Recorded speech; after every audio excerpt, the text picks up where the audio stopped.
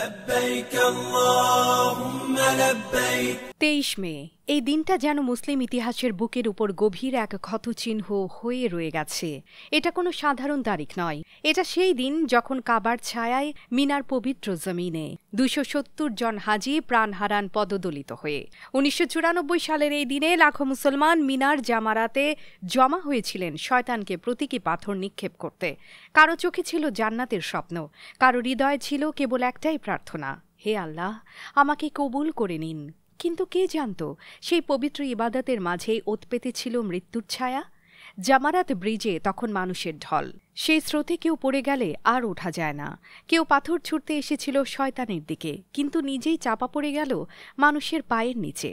270 জনের শ্বাস থেমে গেল, আর থেমে গেল শত শত পরিবারের স্বপ্ন। নিহতদের বেশিরভাগই ছিলেন ইন্দোনেশিয়ার হাজি। আজও সে দেশের অসংখ্য পরিবার 23 মেকে মনে রাখে চোখের জলের দিন হিসেবে। একজন হাজি বলেছিলেন, আমি দেখলাম আমার বন্ধুটি পড়ে গেল, আমি চিৎকার করলাম, কিন্তু আমি নিজেই স্রোতের বিপরীতে দাঁড়িয়ে থাকতে পারিনি। হজ কোনো সাধারণ সফর নয়, এটা আত্মার বিশুদ্ধি, এটা ত্যাগের পরীক্ষা।